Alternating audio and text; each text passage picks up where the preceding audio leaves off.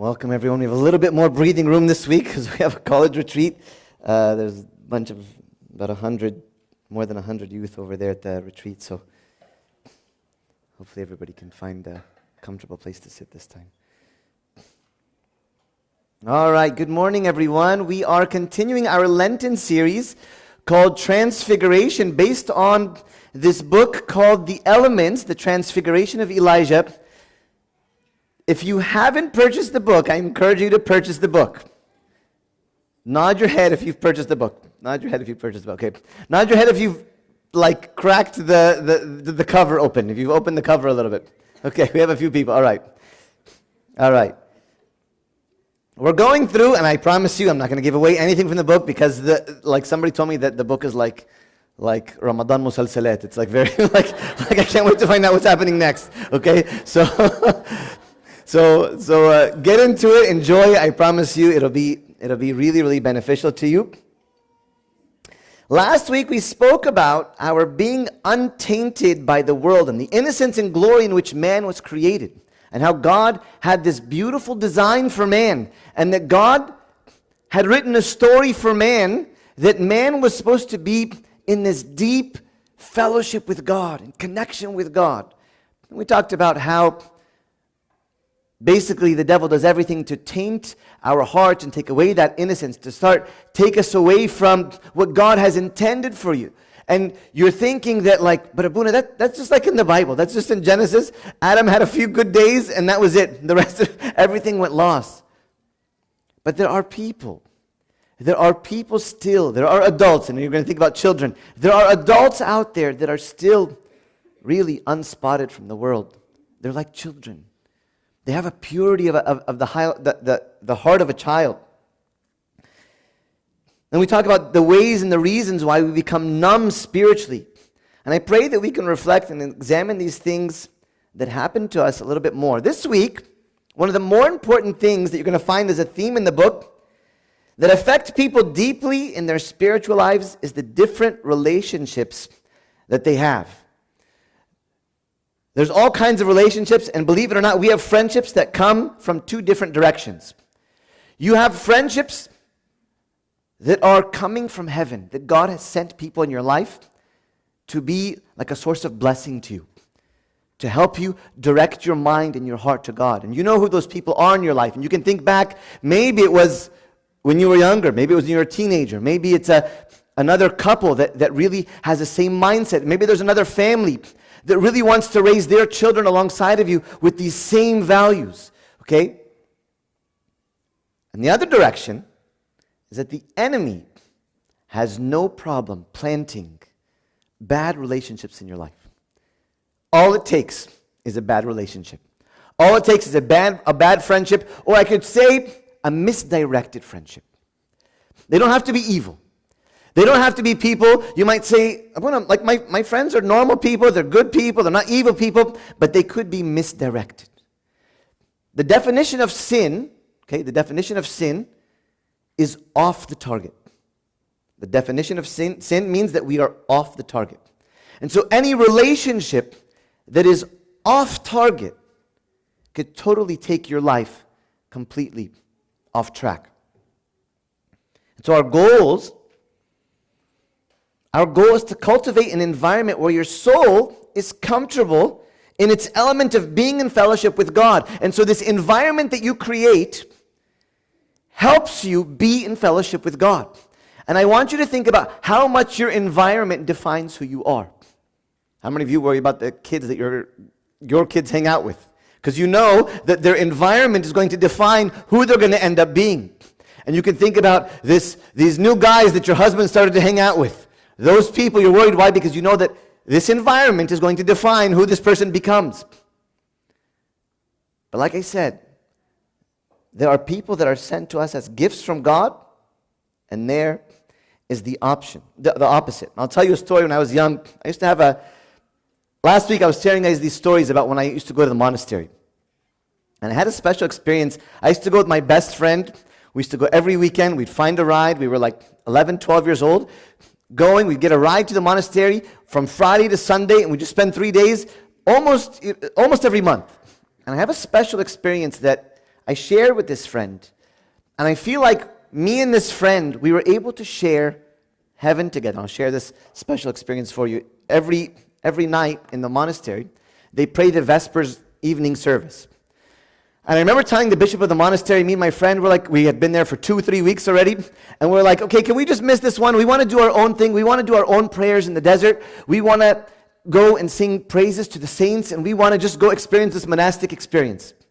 And the bishop paused for a second. He's a very, very holy man. His name is Ambakaros of thrice blessed memory. He said, okay, but take it serious. We said, okay, Sayyidina, we're going to go. And we went out to the desert. 11, 12-year-old boys. We're going, and I have the cymbals, and we're singing, and we're high-pitched voices, and my voice is cracking, and it's a disaster, right?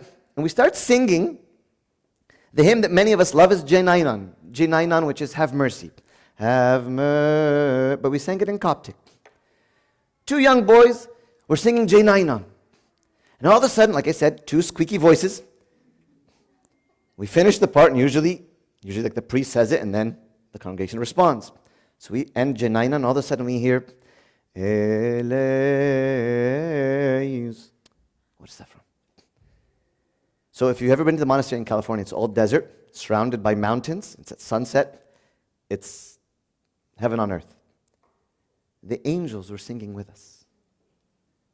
We heard choirs of angels singing in a different, the way we do it in liturgy is that when it will say Janainan, and then the people respond, Elai Sunimes. And we heard the choirs of angels singing. And me and him had this special bond. And I remember we left this situation, we ran to the bishop, Sayyidina, guess what happened? He's like, shh, I know what happens in my monastery. He said, keep it in your heart. Keep it in your heart. And I remember me and my friend that day, we made a pact. That's it. We are going to be the next Maximos and Domedios. We are going to be that's it. God has opened the door. Heaven is calling us, okay? And we felt like this was something that we wanted to cultivate. Because this is the place where we felt like our souls are going to grow. I want you to think about those relationships in your life. You see, there's a time in Elijah is the character of the book, in high school years, when Elijah's parents start forcing him to go to church, you have to go to hymns class, and he goes through this phase where he felt like his parents were the enemies of his life of entertainment. That they were going to be the enemies of his fun, even though Elijah was a good boy in the story. But his parents are forcing him to do things that didn't seem very fun. I want to stop here for a second. There is a sickness in today's society and in today's generation, young and old, where we are addicted to entertainment. Do you agree with me or not? How many of us, our kids will say, okay kids, we're going to do this, and what's the first thing they say is, but that's not fun.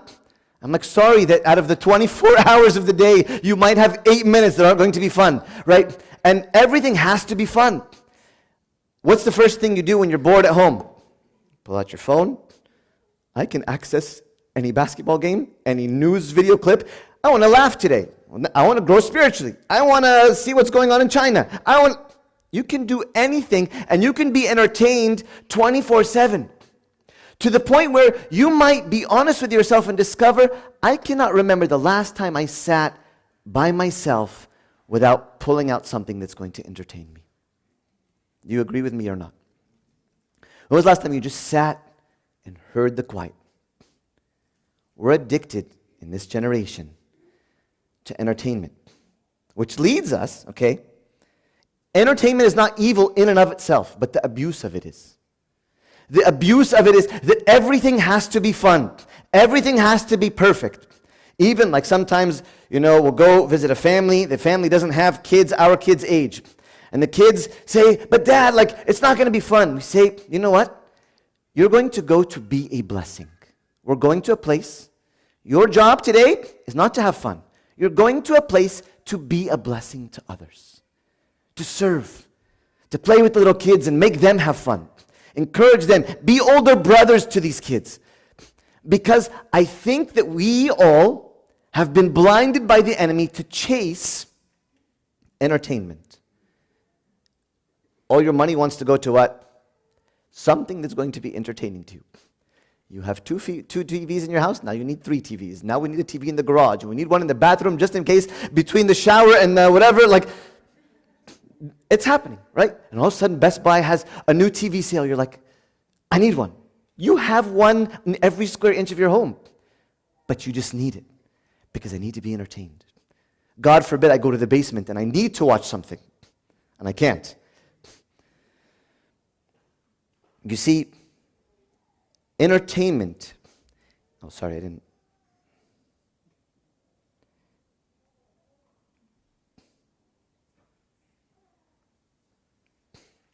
Entertainment evolves into a love of pleasure to fulfill the lusts of the eyes, the mind, and the flesh. This is why the church tells us to beware of the love of pleasure.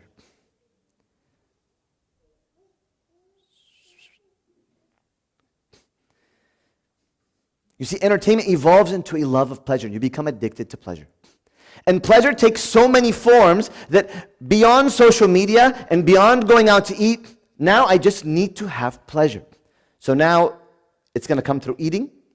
It's going to come through looking at things. I want to see the latest fashions. I want to see the latest jewelry out there. What is the coolest car? What is the upgrade for my Tesla? I want to find out all of these things that can what? Satisfy the eyes. And the mind, even the love of knowledge. There's a season in Elijah's life where he becomes obsessed with knowing. And he's reading philosophy, and he's reading all kinds of things. And he just has this love of knowledge. And now, everybody knows everything. I'll go to a house visit, and I'll open the Bible, and I'll share something in the Bible. They say, you know what? And they'll quote 9 different priests what they taught about this Bible passage. They've heard it all. So much information coming in. And it's a shame. You're like, but Abuna, those are spiritual things. No. There needs to be a time where I come to say that God is going to be my source. God is the one that directs my life. We're going to get into how this leads to this. Now I want to introduce a few characters in the story without ruining the book, I promise. So in 7th grade, Elijah found a young lady named Martina that he felt very drawn to, okay? He feels very connected to her, and he's getting to know her, and they're sharing and connecting and bonding, asking each other questions. Then every question she asked him, his answer was, do you guys remember this part in the book? Me too, right? Oh, one time I used to go to the park in Clifton. Hey, me too. My family used to go to Sizzler after every, you guys know what Sizzlers is? Raise your hand if you know Sizzlers. That's like the Coptic family joint where you eat after a graduation, engagement, a birthday, Pope is enthroned, whatever it is. You go to Sizzler as a family because it's a free buffet. It's very cheap. It's all you can eat, okay? And so every time they're speaking with each other, the answer is, hey, me too. You see, there is within the human soul such a hunger for belonging. The one can begin little by little to shed who they are in order to extend the feeling of fellowship. I want you to think about your life right now. I want you to think about how much of you has changed. How much of your identity has changed because you are trying to extend this feeling of bonding with somebody. So say, oh, I like to go to, I like basketball. Hey, me too. I like ballet. Me too. Come on, you don't like ballet? You ever see sometimes when like a couple, they go out with another couple and they're trying to, like they want to make a friendship with this other couple. And so one of the couples like, hey, we like that too. And he's like, no, we don't. Like they're just trying to fit in. And they're losing their identity as people for the hunger within themselves to belong. Now there's good belonging and there's bad belonging. And we're going to talk about that right now. It's such a simple statement, but it's filled with so much danger that I will shed my identity. I will lose my identity. It's like if there's a new law working in your soul. Something is starting in your soul. One that is ever so, this is actually a quote, one that is ever so slightly away from one true's self. It's a different law. It's a law inside of you that is so different from one's true self. And innocent Elijah found himself at the crossroad over and over in these days. He says, every inauthentic me too was like a single leaf falling from his foliage. Every single time he said me too, something from his own identity started to what? Change. One leaf after another started to fall from the tree. I want you to think about yourself right now. That need for fellowship is actually stimulated in this love of like entertainment. Because I want to belong. And I always want to be entertained. So I want to be with people that are going to entertain me. And I'm going to find things that they like. And I'm going to belong to these things that they like. And I'm going to participate, even if it's completely against God himself. Think about how many times you've done this.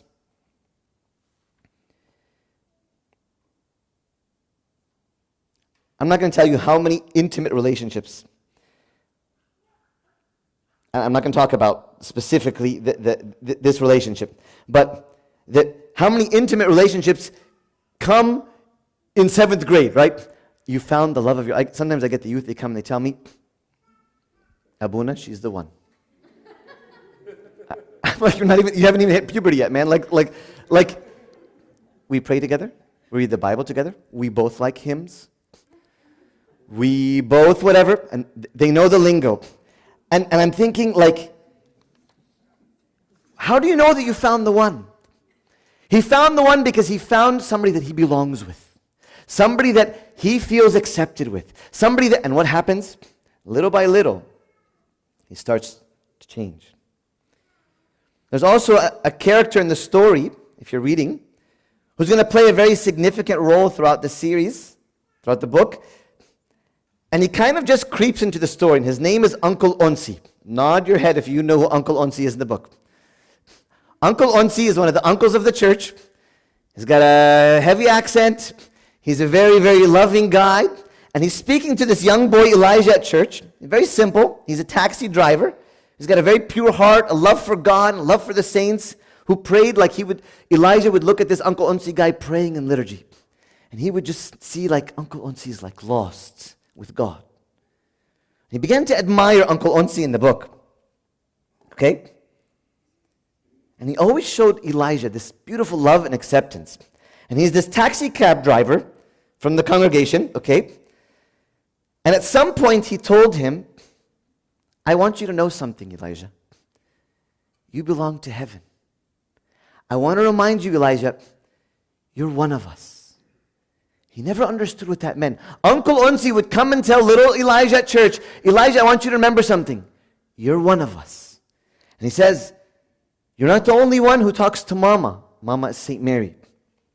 She loves you very much. And so does Mary Mina. You may have forgotten him, but he hasn't forgotten you or left you. And he's trying to tell Elijah, don't lose who you are. You are one of us. You're from heaven. Elijah, don't forget. You don't belong here. And my message to all of you, and you might be thinking, who are you thinking about in the congregation? Who are you referring to? I'm thinking about each and every one of you. You belong to heaven. You don't belong here. This is not your final destination. Do you have any clue what it's like to be a citizen of heaven? He kept on telling him, heaven is waiting for you. You will one day be one of us. Don't forget my words. You're going to be one of us. I want you to understand this concept. Look what Jesus says. We belong to heaven. John chapter 15, verse 19. If you were of the world would love its own. Yet because you are not of the world, but I chose you out of the world, therefore the world hates you. Let's move on. John 17. Jesus is praying to the Father. God the Son is praying to God the Father. I have given them your word, and the world has hated them because they are not of the world, just as I am not of the world. I do not pray that you should take them out of the world, but that you should keep them from the evil one. They are not of the world, just as I am not of the world. I want you to think about all your goals in life. your goals in your friendships, your goals maybe in your marriage, your goals with your kids. What do you want them to be? You want them to go to the best university, right? There's beautiful kids from the church that go to the best universities that have lost Christ completely. They're brilliant, and their parents should be so proud of their grades, but they don't know Christ. Because they don't know that they belong to heaven. And so any wind takes our youth here and there, and they do anything. One of them says, he gives me a list of, his confession, and he's like, that's it. I'm like, you didn't leave anything out. I'm like, that's everything. Illinois. Like, what else is there? Murder? There's nothing else. You forgot that you're not from here. I'm telling you this because the little arguments that we have. Abuna, is this okay or is this not okay? Does it belong in heaven or not? Abuna, what can I do, when we go out? What can I do with my boyfriend? What can I, all these wonderful questions. Ask yourself, you belong to heaven. Well, what should I do? What's my financial plan? Somebody asked me recently, Abuna, can you help me do a financial plan? Invest in the kingdom. That's where you're from. Invest in the kingdom. You're like, Abuna, that's a good strategy to get people to tithe. That's not what I'm talking about. I'm talking about invest in the kingdom. That when every dollar I have, I think about how can I build the kingdom of God? How can I use it to witness to others? How can I feed the hungry? How can I clothe the naked? How can I be from another planet? I'm trying to remind you of these things because we're not of this world. We don't belong to this world. We need to be in fellowship with the same kind as us. You see, if you are not from this world, you need to be in fellowship with people that are also not from this world. You say, that's where it changed in my life. That's where I lost it. I thought that I could just mix in. In the Old Testament, the Israelites were not supposed to marry from any other nation. They were not supposed to mingle with any other. They would say, other nations would come and say, can we help you build your temple? They say, no. We're going to build this temple on our own. There's no mixing. And I'm not talking about like hanging out with people of different races or different cultures. I am talking about heaven and not heaven. You say, I'm far from that. I'm so far from that mentality. Listen to what St. Paul says. Do not be unequally yoked with unbelievers. You know what a yoke is? They used to bring oxen. An oxen would carry, you'd have two big oxen or big bulls, and they put this yoke on their necks. And if one was taller than the other, or one was strong, it would be carrying all the weight of the yoke, because this yoke is dragging some type of trailer or some type of... So, carrying all the weight. So St. Paul says, do not be unequally yoked together with unbelievers. For what fellowship has righteousness with lawlessness? And what communion has light with darkness? And what accord has Christ with Belial? He's saying, what does Christ have to do with the gods of the world? Nothing. He has nothing to do with the gods of this world, but you're mixing. Or what part has a believer with an unbeliever? And what agreement has the temple of God with idols? For you are the temple of the living God. And God has said, I will dwell in them and walk among them. I will be their God, and they shall be my people. Whose people are you? You ask yourself who you've given your allegiance to. Your friends? The mentality of your friends? Maybe the friends, they're from church, and they're nice people, and I've known them for 20 years. But they forgot that they're from heaven. And very slowly, you will forget that you're from heaven as well. Something that we need to consider. Let's look at some friends in the Bible that were not very, very good friends.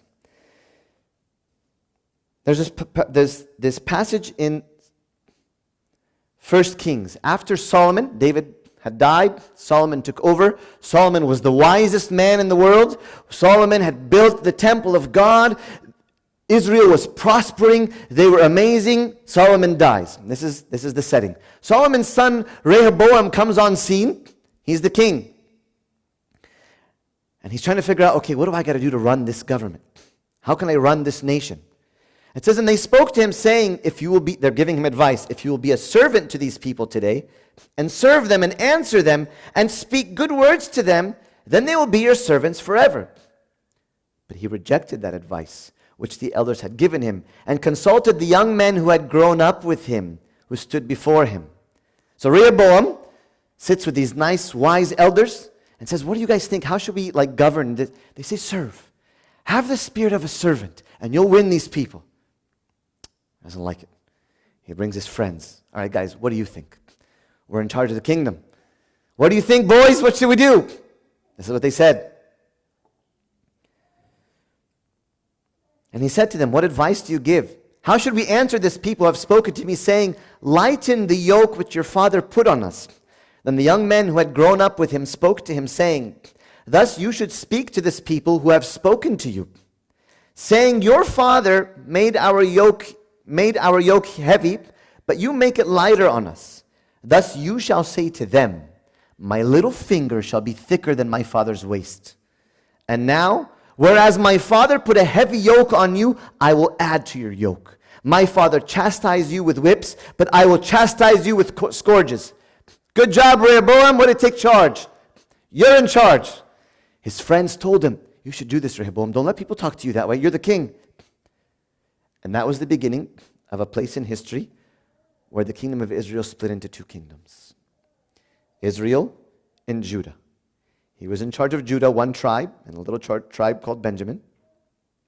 And the other 10 tribes had nothing to do with Rehoboam. And that was the end of Israel. You see, be careful of the people that you've allowed in your heart. Be careful, because there are people in our lives that lead us with a divided kingdom within the heart by their bad advice. I want to ask you today, do you have a divided kingdom in your heart? Somebody told you, come on, oh, you're a saint today now you're going to be like a saint and you're going to act like you're better than us. And some people do this to people from the church. You're a saint now. You're like, I thought we were all saints. Oh, don't give me that spiritual stuff. Oh, don't give me this. And these people divide this kingdom right here. A little bit for God and a little bit for the world. A little bit less for God, a little bit more for myself and my pleasure and my entertainment and my love of self. Perfect example, Rehoboam. You see, listening to people in our lives that are sometimes planted by the enemy. I want you to look at the people in your lives that you're close to. Could it be that they were planted by the enemy? Don't look at your spouses. Don't look at your spouses. Okay. Could it be that the enemy has brought them to you and said, you want to belong? Here's the perfect person for you. You see, God loves me. He knows that I need friends, and He sent me these nice people. And little by little, the heart became divided. Whether you want it or not, you are a servant over God's kingdom, the heart. And who you let into this heart is so important, because they will divide that kingdom. And if they take a part of the kingdom and give it to the devil, this kingdom is going to be under war for a long time. And if you're reading the story, you're going to see that's what happened in the life of Elijah. And there's friends that don't have wisdom, give the wrong advice, like in the time of Job. Job was going through a very difficult time. Job was suffering. He had lost all of his family, all of his belongings. He became sick. Job was going through, a living hell. And his friends came to give him advice. And they said, you know what, Job? All this whining and all your suffering is because you must have done something wrong. Is that what Job needs to hear when he's broken and dying and he's lost all of his children and all of his belongings? Maybe there's some accuracy in that. But it was the wrong time, wrong words at the wrong time. And so they're making Job feel like, maybe it's you, you're not so righteous, maybe you have some type of hidden sin going on in your life. But they weren't doing it to lift him up. And there are people in your life today that are making you not wise. We just did a retreat on wisdom for our grad group.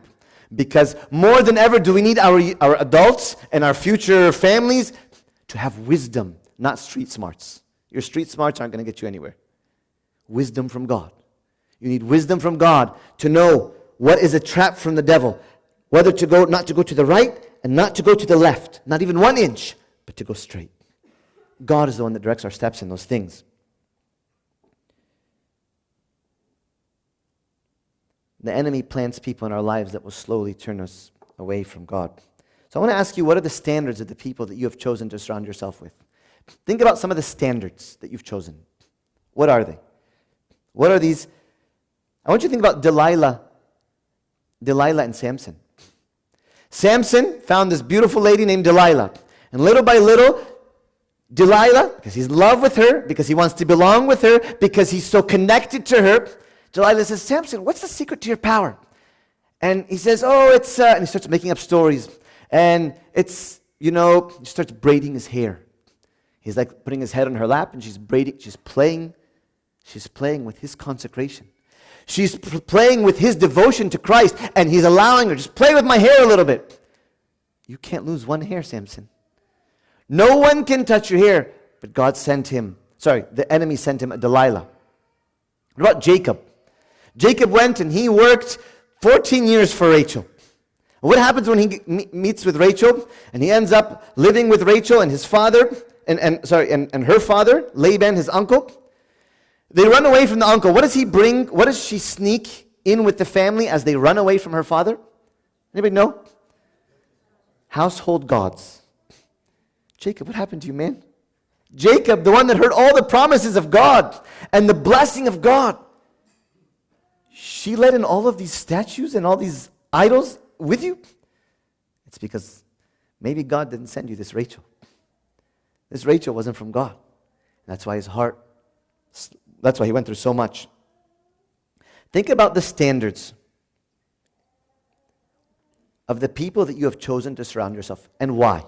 Be honest. Often we choose people based on worldly standards. Successful people because I want to be successful. They say, hang out with people that are better than you, right? And so I go hang out with rich people because rich people are better than me and they got more money than me. How can I get a nice house like you do? How can I get a nice car like you do? How can I get a pretty wife like you do? How can I? And we start to do what? We start to think these are the standards. Surround myself with popular people that maybe one day I'll be admired. Maybe some people will actually start to like me. Maybe I'll be loved. Maybe I'll be surrounded with people. And these are the standards in which we choose our friends. Whatever happened to, real virtue? Somebody that is honest. Somebody that has integrity. Somebody that says, no, I'm not doing this. I always tell my boys, I say, but everyone is doing, or everybody's saying, or everybody's talking this way. And I say, they're looking for one person, one gada that's going to say, no, I don't need to. I don't want to. And you shouldn't either. They're looking for one strong person that's going to stand and say, no. And they can't find it in the world. Can your coworkers see it in you? Can your family see it in you? Can your friends see it in you? Can your siblings see it in you? Can your children see it in you? Can your parents see it in you? What do they see? The book talks about this concept called philotia, which is the love of self. And I want you to think about every friendship that supports the love of myself. Think about the friendships that support the love of myself, encouraging me to do what feels good, not what's right. Come on, you're going to get the best high. You're right. It'll make me feel good. That's the friend I'm looking for. Hey, when we go drinking, we have a great time, we laugh. When was the last time you laughed like this? It's been a long time. There you go. Love of self. The enemy starts to tell you to love yourself. Get something bigger and fancier and nicer and more expensive and gold and diamonds and make yourself feel good. Love of self. Where are the friends that tell us and that show us the opposite of self-love? Take a minute and examine the self-love that is stimulated in some of your friendships. I want you to think about some of the friendships that are stimulating you to just love yourself. And I know nowadays in a lot of the modern day self-help books, they tell you should have self-love. That's from the world. There's a difference between self-love, like understanding what God has given me and understanding the potential that God has created in my life, and self-love. Pampering yourself. Make yourself feel good. It's addicting. And when something feels good, you don't want to stop. And that's why people find all kinds of addictions, because of this love of self. There's this beautiful quote that says, when one's identity is attached to someone else's reaction or perception of you, it becomes an identity roller coaster. I want you to think about the people that you've been trying to impress. And because you've been trying to get this acceptance from others, and they like you, and oh, this is a nice couple, and these are good people, and this is a nice woman, and you're getting them, and they like your identity. And all of a sudden they discover something they don't like about you. Now what happens? You lose your whole identity. I've changed everything to impress you, to get you to love me. And then they say, but you're kind of snobby. I don't think we're going to deal with these people. And all of a sudden, your whole identity's changed in a second. When I cannot impress the people around me, I lose my identity. I want you to think about, there's a character in the Bible, in the book. Also, I want you to think about this. Why does church become boring for us? Because it's focused entirely on the worship of God. You want to know why sometimes you get to the point where church has become boring, and it's become boring for your kids as well? Not because church is boring. For 2,000 years, people have worshipped like this. All over the world. People have worshipped from the Catholic Church, to all over, the people have worshipped like this. But why is worship boring? Because it actually focuses on the worship of God, not the worship of myself. So if nothing is going to happen to me, and nothing is going to help me or make me feel good, no, I want out of this. Self-love. Be careful of what you've planted even in your children, or your friends, or your family, or your this mentality. I should be worshipped. There was a convert that came to Orthodoxy, and he says, I love the Coptic church. He says, because I walked in, and I walked into a liturgy, and Abuna was facing that way. I walked into my everyday non-denominational church, and I'm the focus. The pastor's coming, and I'm the focus, and everything is about greeters, and here's a thing of coffee, and here's this, and make me feel good. I'm not the focus. God is the focus. God is the direction of my heart. And so our ungodly friendships often lead us to focus on the worship of ourselves. Let's look at some of the godly relationships that kept people in the path that God knows will nourish us spiritually. There's a beautiful verse in the book of Sirach that says, allow many to be at peace with you, but allow 1 out of 1,000 to be your counselor. Allow many to be at peace with you. All these nice people here, your top 500 friends in the church, be at peace with them. But 1 out of 1,000 is your counselor. Not just anyone's 2 cents goes in your heart. You need people that are godly. People who know and are sure they are not from here. That when somebody comes and speaks to me, they remind me, we're not from here. Our citizenship is from heaven. We don't belong here. So the advice that I'm coming from you is not the perspective of the world, it's the perspective of heaven. I want you to think about this. Think about Jonathan and David. David had just defeated Goliath in 1 Samuel chapter 17. And the people are saying, Saul has killed his thousands and David has killed his 10,000s. Jonathan, what are you thinking? You're supposed to be the king. Don't let them praise David like that. You're the next king. Next chapter, 1 Samuel 18. Jonathan goes and he meets David. And he takes off his robe and he puts it around David. And he makes a covenant with David. He says, when God makes you king, remember me and my family forever. What sacrifice. What love of the calling of David. And he was protecting David to the point where he put himself at risk in front of Saul, his own dad. Saul threw a spear at his own son because he was defending David.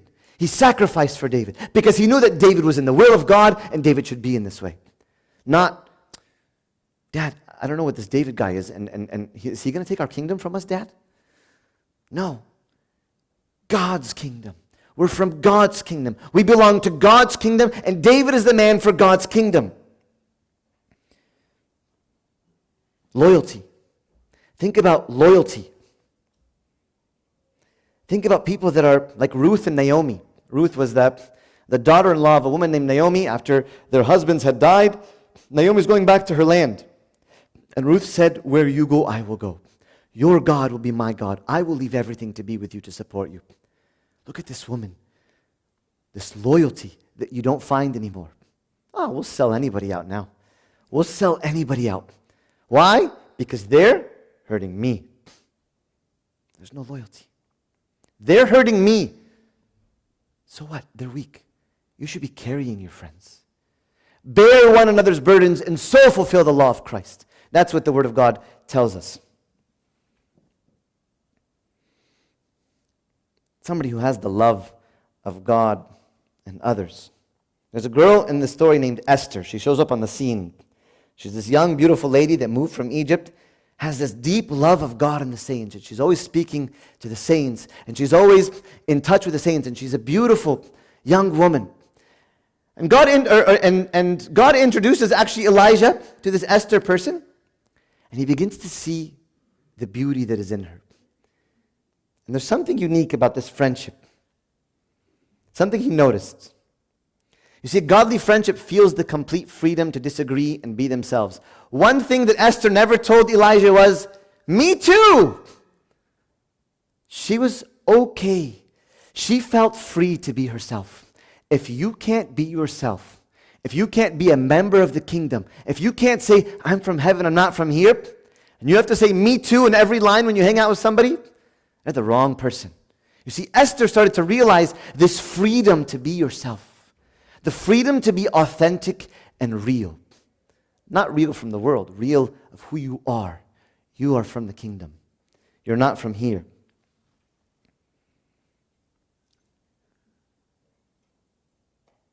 You see, you want to know why he fell in love with this girl named Esther? Is because the love of her life was Christ's. He saw this beauty in her because she was in love with Jesus, that he felt like because she loves Jesus, I'm totally in love with her. And this is what I want us to see in our friendships. That when I find somebody who's in love with Christ, not nobody who knows how to talk the talk. Everybody read the same book. Every guy, right, when we take out a young lady, they tell you, open the door, tell her nice words, get her a flower. Everybody read the same book about Christianity. We know how to talk the talk. I'm talking about somebody who is in love with Jesus. Somebody who's willing to even die for Jesus. Are you finding that in your life? In the book Song of Songs, there was a woman named the Shulamite who was dealing with the king. And she's describing her love of the king, who is Christ himself in the story. And she says, I am lovesick. She says, I'm crazy in love with Jesus. You yourself should be lovesick. But find friends that are lovesick.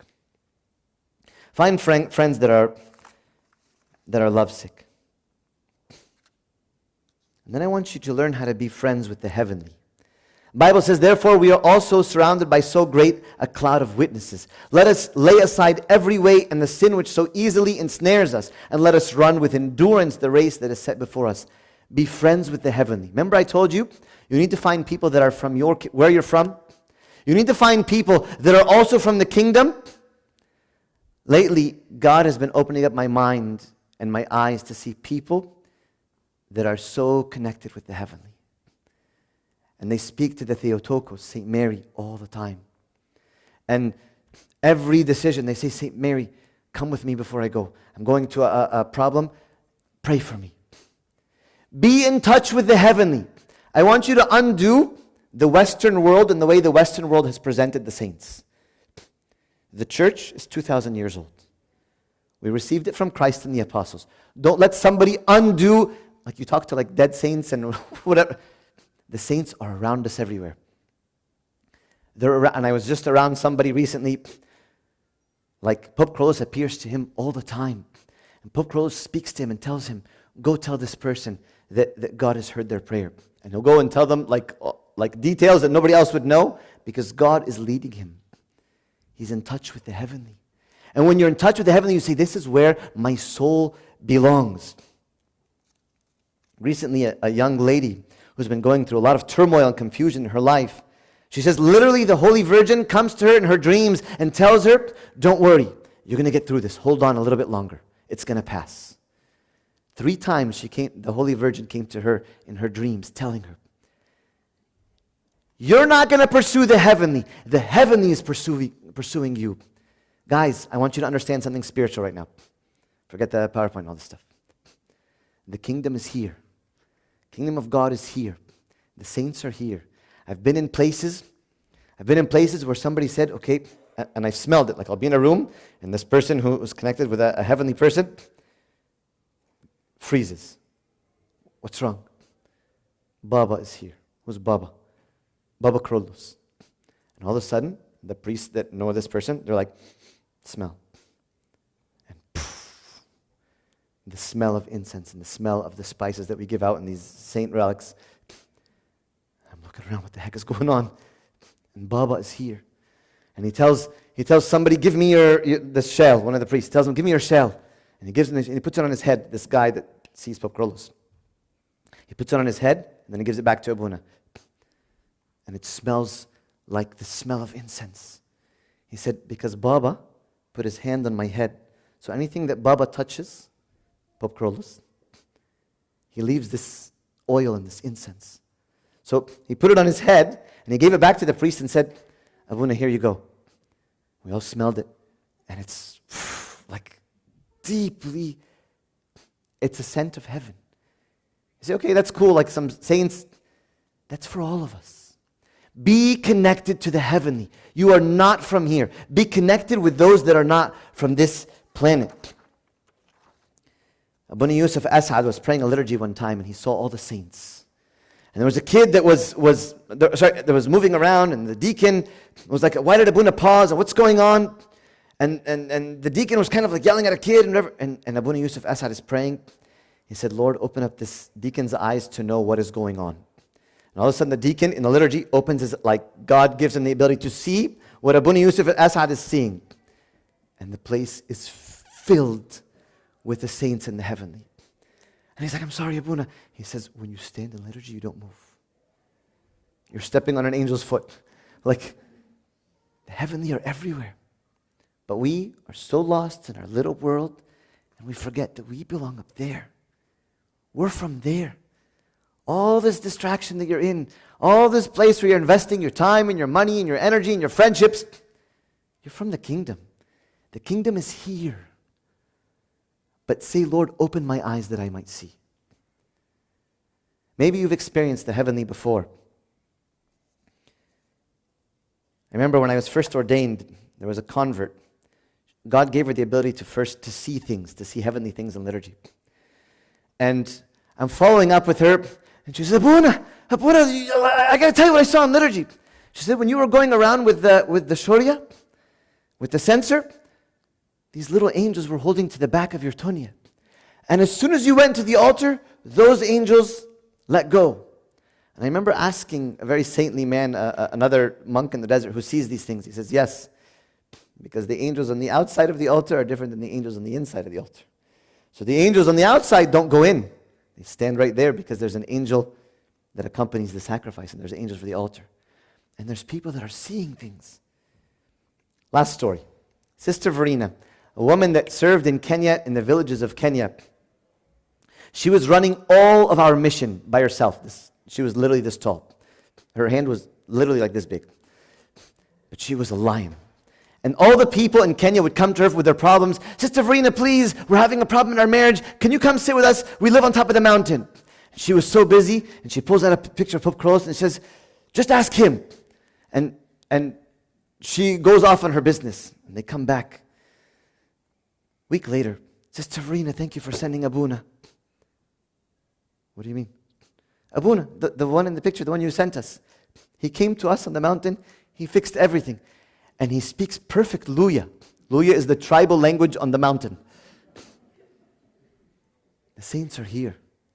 Befriend the heavenly, that your mind would reach this way.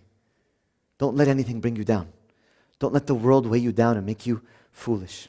When you read the book of Elements, you're going to realize the church sometimes goes in the wrong direction when we try to be cool or hip or entertain or make it this really hip church. The church is a holy place. It's the house of angels. You come and you see God face to face in the church. And that's where we as a church have to always go. We're not a hip church. We're a church that follows the kingdom. We're a church that wants to be part of the kingdom. And all of these are members of the kingdom. We're not from here. Glory be to God forever.